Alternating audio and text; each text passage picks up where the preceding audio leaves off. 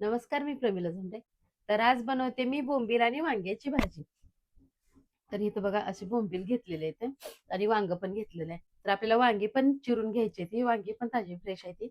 आणि ही बोंबीलची जी पाठीमागची आणि पुढची जी बाजू असते का, तर ही शिफ्टीकडला पण भाग थोडा काढायचा आणि इकडचा पण काढायचा, फक्त मधला भाग आपल्याला खाण्यासाठी घ्यायचा आहे. तर इथं थोडंसं मी खोबरं घेतलंय, 1 चमचाभर तीळ घेतले, लसूण आणि अद्रक घेतलेलं आहे, कोथिंबीर, इथे एक कांदा चिरून घेतलाय, एक टमाटर चिरलेला आहे. तर कांदा आणि टमाटर मी फोडणीला वापरणार आहे.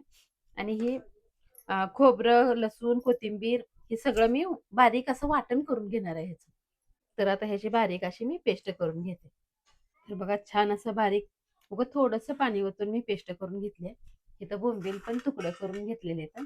आता वांग्याचे तुकडे करून घेते. तर थोडंसं देठ काढायचं आहे अगोदर. तर इथं वांग मी कट करून घेतलंय, काळं पडू नये म्हणून मी ह्यात थोडंसं पाणी होते आणि काळं पडू नये म्हणून थोडंसं वरून मी मीठ टाकून घेतलेलं आहे. तर आता आपण ह्याला फोडणी देऊया. तर वांग पण कट करून झालंय, बोंबील पण इथं कट करून झालेले आहेत आणि वाटण पण करून घेतलेलं आहे.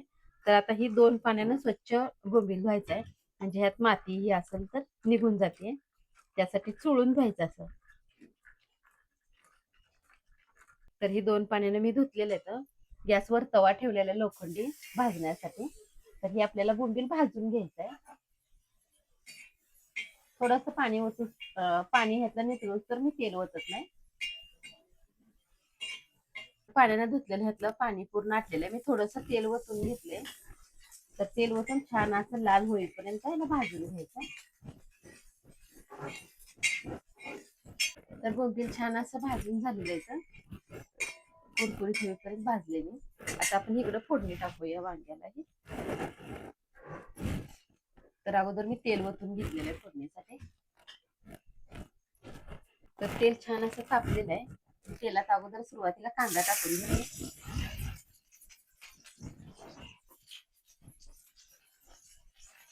कांदा चांगला लाल होऊ द्यायचा. कांदा छान असा लाल झालेला आहे. मी यात एक टमाटर चिरून घेतलेलं टाकते.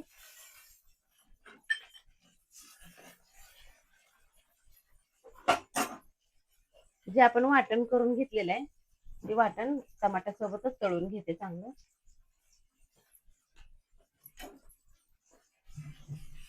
टमाटर पण बारीक होते आणि वाटण पण छान असं तेलात तळलं जाते.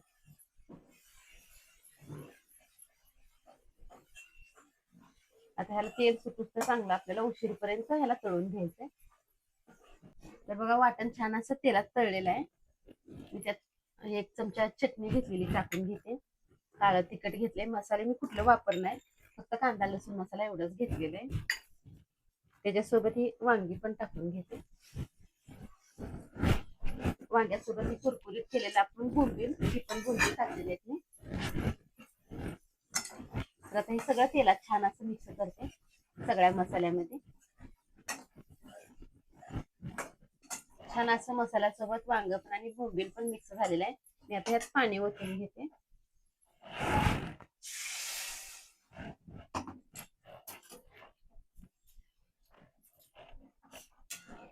छान असं अगोदर मिक्स करून घेते. ह्याला चवीनुसार आपल्याला मीठ टाकून घ्यायचं.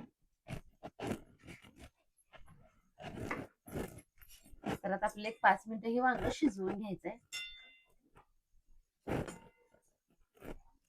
तर बघा छान असं वांग पण शिजलंय आणि बोंबील पण छान असं शिजलेलं आहे. तर मस्तपैकी मी थोडासा रस्सा केलाय. तुम्हाला जर रस्सा आवडत नसेल तर तुम्ही नाही केला तरी चालतंय.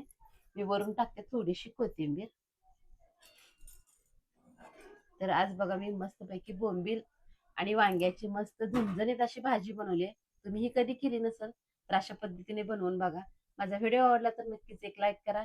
चॅनलला सबस्क्राईब केलं नसेल तर चॅनलला सबस्क्राईब करून घ्या.